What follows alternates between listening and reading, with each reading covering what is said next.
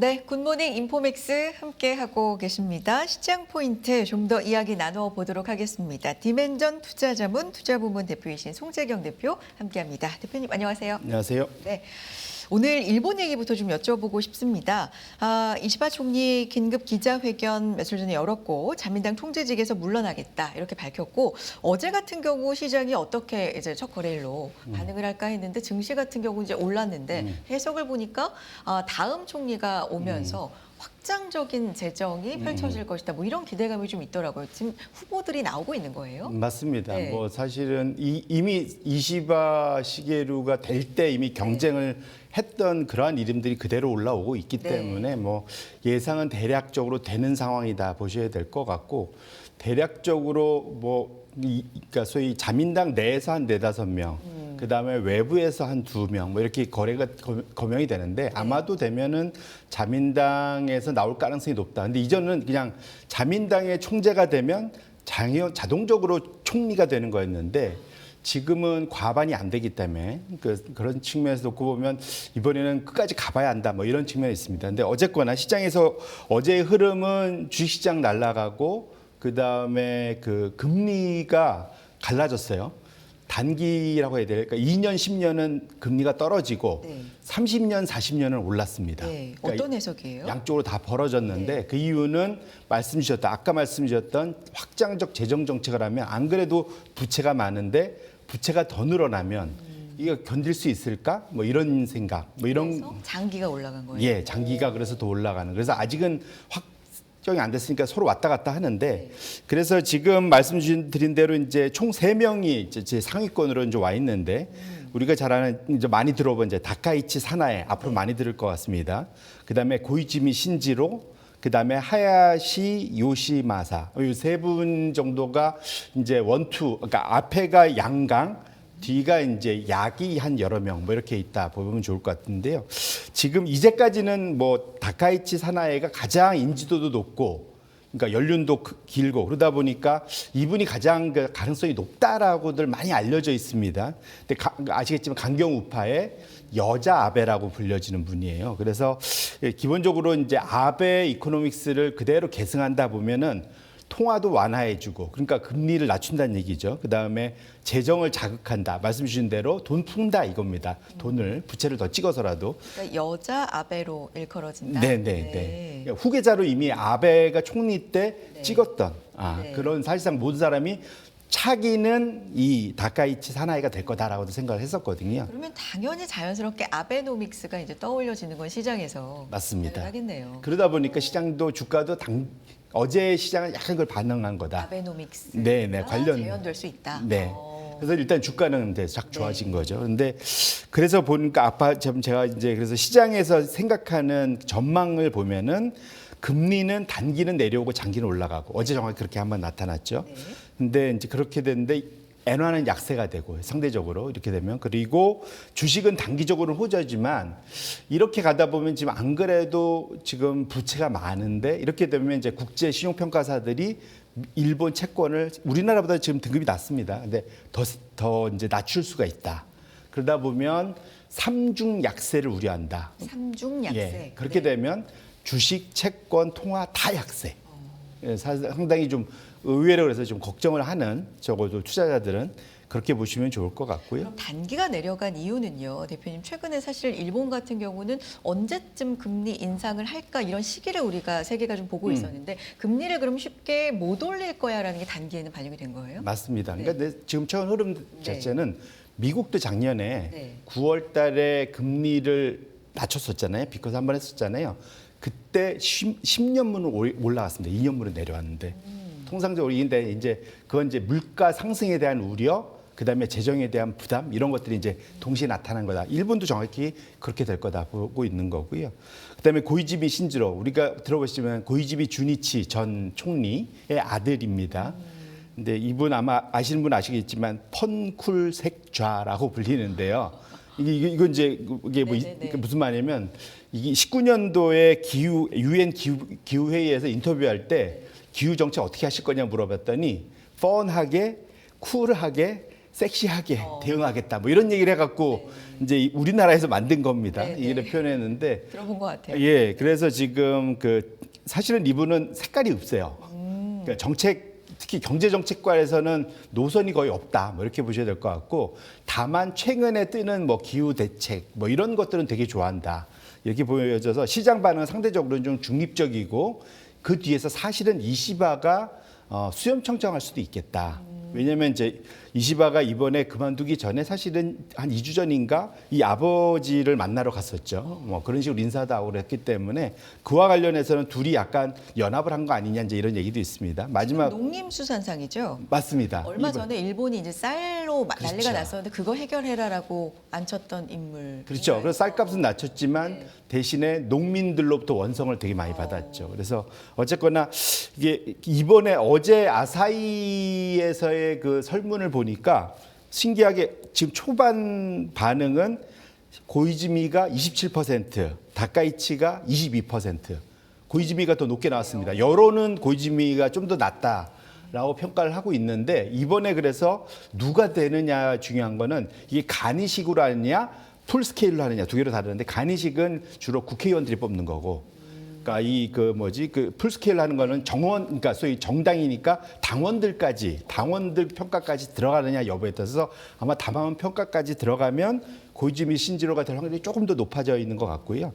다카이치 사나이는 간이식으로 하면 될 확률이 높다 이렇게 보시면 좋을 것 같고, 하야시는 사실은 시장에서는 이 하야시 요시사마나 좀 다른 분 한 분 더 있는데 그런 사람들도 좋아합니다. 상대적으로 이제 정통 관료의 느낌. 그리고 영어도 잘하고 이분은 뭐 여러 가지 했다 뭐 이런 건데 가능성은 좀 낮다. 네. 이렇게 보시면 좋을 것 같습니다. 그렇군요. 왜 일본 차기 총리를 우리가 이렇게 면면히 봐야 되지 뭐 하실 수도 있겠지만, 어쨌든 누가 되느냐에 따라서 일본의 경제로 보자면 방향성이 좀 달라질 수 있다라는 걸로 우리는 좀 보면 되는 거겠죠. 네. 사실은 우리가 가깝고도 먼 나라라 일본이 중요하기도 하는데 그건 이제 수사고, 제일 중요한 건 일본이 전 세계 채권국이라 그렇습니다. 그리고 우리하고 이제 경제 협력도 많이 해야 되는데 다카이치 사나이가 되면 협력이 어렵겠죠. 상당히로 극우에 가깝기 때문에 그런 측면에서는 심지어 그래서 이 직전에 이시바 될 때도 미국에서 바이든 정부 쪽에서 다카이치 사나이는 어렵다라고 뒤로 이제 얘기를 했다라는 얘기도 들려요. 그래서 어쨌거나 중요한 거는 이것은 이들이 어떤 정책을 펼치냐가 일본 내에만 머무는 게 아니라 이것이 전 세계 그러한 채권 시장에 영향을 미치기 때문에 그런 측면에서는 우리가 상당히 중요하게 봐야 되고, 또 엔화의 흐름도 상당히 중요하기 때문에 그렇기 때문에 일본에 대해서 우리가 어쩔 수 없이 공부를 좀 해야 된다 이렇게 보시면 됩니다. 뭐 여러 측면이 있지만 우리 이제 경제 얘기를 주로 나누니까 그런 측면에서 좀 봐야 된다. 일본 차기 총리 후보별 영향 정리를 좀 해봤고요. 다음 내용 넘어가 보겠습니다. 미국 얘기 좀 가볼까요? 오늘 같은 경우도 사실 그렇게 이렇다 할 큰 지표 발표나 이벤트는 없었어요. 그러니까 지난주에 고용을 다시 한번 좀 곱씹으면서 갔던 걸로 보이는데, 일단 미국 산업 중에서 신규 일자리 확대 비중 절반 이하다. 이런 자료를 갖고 오셨는데 어떤 의미입니까? 결론적으로는 이제 미국 시장에 대해서, 그러니까 미국 경제에 대해서 뭐 설왕설래가 많긴 하지만 적어도 이제 정통 경제학자들 이런 분들은 상당히 좀 걱정스럽게 보고 있다. 그게 상당한 거고, 냉정하게 보면은 미국이 지금 그러니까 나쁘지 않아 보이는데 이런 상황에서 그 이유는 그러니까 이게 편차가 되게 심하다. 격차가 되게 좋은 데는 되게 아직 좋은데 나쁜 데는 되게 나쁘다. 그러니까 이게 섞여서 합쳐 보니까 괜찮아. 그나마 이제 유지를 하고 있는데 역으로 말하면 사실은 아슬아슬한 상황이다. 이렇게 봐야 될 것 같고요. 지금 제가 이제 어제 보여드렸던 건 이제 실제 데이터들을 보여드린 거고, 그러니까 신규 일자리 기준으로 봤을 때 지금은 이미 경기 침체 초입 국면에 들어간 것은 맞다라고 봐야 되는 상황이다 봐야 될 것 같은데, 이게 차트가 뭐냐면 신규 일자리가 창출되는 그러니까 그 산업들이 쭉 있을 거잖아요. 네. 그 중에서 우리는 이번에 일자리를 더 늘렸어. 우리는 줄였어. 그러니까 서로 반반 갈릴 거지 않습니까? 뭐 유지는 있겠지만. 네. 그러면 이 줄였어의, 그러니까 늘렸어의 비중이 절반 이하로 내려가는 거. 그러니까 그러니까 지금 50 이하로 내려간다는 것은 소위 줄였어가 더 많아졌다는 거죠. 우리는 신규 채용을 더 늘렸어. 우리는 더 줄였어. 근데 줄였어가 훨씬 더 비중이 너무 많아졌다. 많아졌다. 그러니까 전반적으로 산업 전체로 놓고 보면은 신규 일자리가 사실은 민간 쪽에서는 확실히 좀 줄고 있는 거다. 보셔야 될 것 같고 이게 이제 이것이 제가 어제도 말씀드렸지만 지금 일자리는 대부분 의료 관리 부분, 그러니까 다들 뭔가 문제가 생겨서 몸이 아파서 뭐 이래서 사실은 그와 관련된 일자리가 대부분 지금 신규 일자리를 차지하는 거지 나머지 일자리는 느는 게 없다. 네.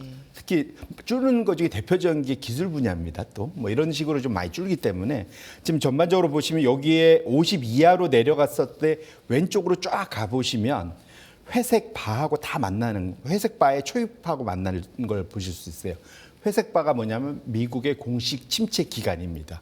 그러니까 적어도 지금 현재 이 방향성이 좀 더 아래로 내려간다면 사실은 공식 침체 과거의 기간 수준까지 이 소위 그 비중 지수는 말하고 있는 거다 이렇게 보셔야 될 것 같습니다.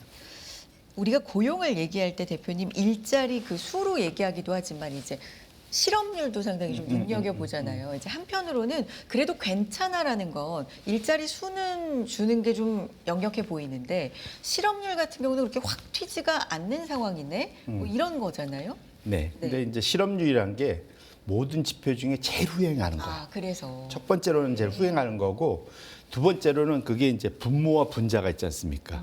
분자도 중요한데 어제도 설명해 주셨는데. 예, 분모 안에 이민자 수가 어떻게 잡히느냐에 따라서 되게 차이가 좀 심하고 절대 변화가 중요합니다. 이게 무슨 말이냐면 역으로 이제 4.3이면 역대급으로 사실 낮은 수준인 건 맞는데 4.3이면 그렇죠. 역사적으로는 굉장히 좀 낮은 편이라고 낮은 했어요. 편인데 네. 왜냐하면 그때그때마다 이제 소위 이거 다 설문 서베이 위주로 하는 거니까 그 방식이나 그 상황에 따라 달라질 수 있는데 재밌는 또 방식이 있습니다. 그러니까 최근 한 2년 그러니까 사이에 가장 낮았던 거에서 얼마나 올라왔느냐. 그러니까 이게 3.4에서 올라왔거든요. 근데 이게 0.9% 포인트를 이상 올라오면 그때부터는 침체에 들어간다라는 얘기도 있습니다. 과거의 흐름상 우리가 아까 지금 방금 50 밑으로 가면은 침체였다듯이 이게 그 변화. 근데 3.4에서 이번에 4.3이면 딱 0.9% 포인트 차이잖아요. 그런 기준으로 또 보면 그러네요. 예, 그런 측면에서 놓고 보면 그래서 실업률 자체의 절대 레벨보다는 변화를 보시는 것이 그래서 다들 긴장하고 파월이 잭슨홀에서 갑자기 태도를 확 돌변한 이유도 그런 거다 이렇게 보셔야 될 것 같습니다. 네. 아까 편차가 굉장히 심하다. 한쪽은 이제 뜨거운데 한쪽은 굉장히 차가운데 이게 이제 섞이니까 적당히 미지근해 보이는 거지. 사실은 굉장히 편차가 심하다는 말씀해 주셨잖아요. 이거 업종 얘기도 거기에 포함이 돼요? 맞습니다. 네. 이게 그러니까 지역과 업종이 다 차이가 난다. 왜냐하면 당연히 그 지역별로 산업이 업종이 다 달리 분포되어 있기 때문에 그렇다 보셔야 될 것 같은데 그래서 기본적으로 이건 이제 그러니까 무디스 애널리틱스 우리 이제 신용평가사 3대 중에 이제 들어가는 거죠. 여기에서 이코노미스트가 이제 분석을 한 그 자료를 제가 이제 갖고 와 본 건데 보시면은 지금 미국은 50개 주 플러스 특별주 이렇게 해서 51개 주로 보통 나눕니다. 워싱턴 DC만 그러니까 저기 딱 구분하고 대부분 우리가 하는 거 50개 주인데 보시면 여기에서 붉은색이면은 침체에 가깝다. 근데 완전 짙은 녹색이면은 화랑.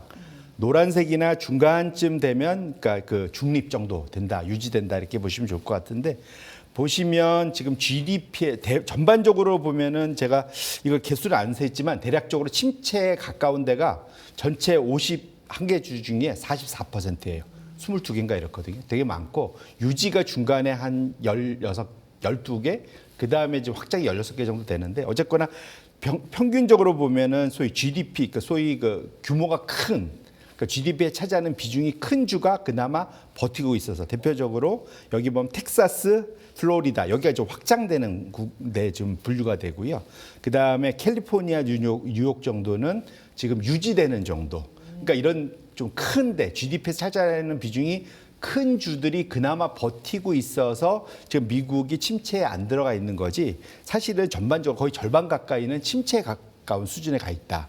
보셔야 될 것 같고 우측으로 가보시면 제가 지금 아까도 말씀드렸지만 주로 업종으로 보면 건강관리 서비스, 부동산, 지방정부, 기술 이쪽이 그나마 업종이 좀 업황이 좀 괜찮은 거다라고 얘기하고 반면에 제조업, 건설업, 물류 쪽 연방 정부, 특히 이제 일자리와 중심으로 이제 더 보면 이렇게 되는데 전반적으로 좀 이건 거의 불황이다. 이렇게 보면 극과 극으로 상당히 이게 소위 K자 모양의 우리 K자는 되게 좋은 건데 K 뭐 하면 다 좋은 건데 K자 모양의 경기는 상당히 벌어진다는 거죠. 위로 아래로 K로. 완전히 갈라지는 그런 모양이라서 그런 측면에서 보면 연준이 상당히 중간에 끼어 있는 네. 어려운 상황인 것만은 분명하다 이렇게 말씀드립니다. 그런 가운데도 9월 사실 시작하면서 굉장히 시장이 안 좋을 거다. 뭐 이런 분석 그리고 9월은 계절적으로 좀 안 좋았다. 뭐 여러 가지가 이제 합쳐지면서 좀 불안불안하면서 시작했는데 간밤에도 보면 나스닥도 최고치 경신하고 그러니까 살얼음판을 걸으면서도 계속 올라가는 느낌은 있거든요. 근데 이게 이제 지속되느냐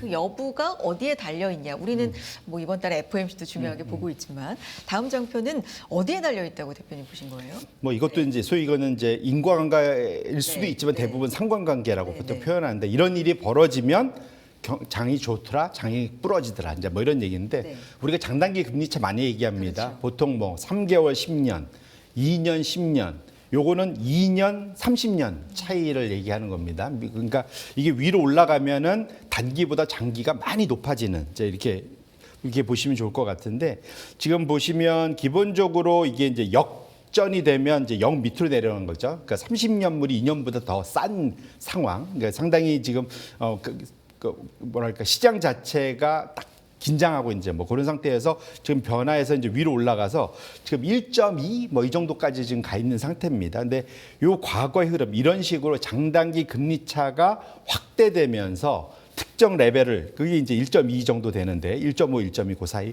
그걸 넘어서기 시작하면은 그 시점마다 시장의 변곡이 오는 그런 상황이 나타나더라라는 얘기입니다. 그래서 장단기 금리 차가 이렇게 이제 스티프닝해진다 그러는데 더 가팔라지는 현상 자체는 시장에서 이게 무슨 말이냐면 이 자체는 그러니까 단기는 연준이 금리를 끌어내리는데 네. 장기가 쉽게 안 내려오는 그런 상황인 거죠, 사실. 어찌 보면 최근의 흐름하고 또 어찌 보면 비슷하게 걱정하는 상황이 이 과거에도 있었다 이렇게 봐야 될 것 같고요. 이것이 이제 완전히 안정이 되면 이제 나중에 이제 다 포기하거나 뭐 이러면 이제 장기도 끌려 내려올 텐데 어쨌거나 그 전까지는 지금 상황 자체는 지금 변동성이 지금 마침 그런 상황에 와 있는 그 구간이기 때문에 그래서 지금 살얼음판이라고 제가 말씀을 드린 이유도 지금 경기가 지금 부러지냐 마느냐 이제 아까 앞에서 봤듯이 결국은 그것이 우리가 늘 얘기하지만 기업의 실적에 영향, 앞으로의 실적에 영향을 주기 때문에 그런 거죠. 그래서 이게 다 연결이 돼 있는 거기 때문에 지금 상황에서 연준의 이 정책이 너무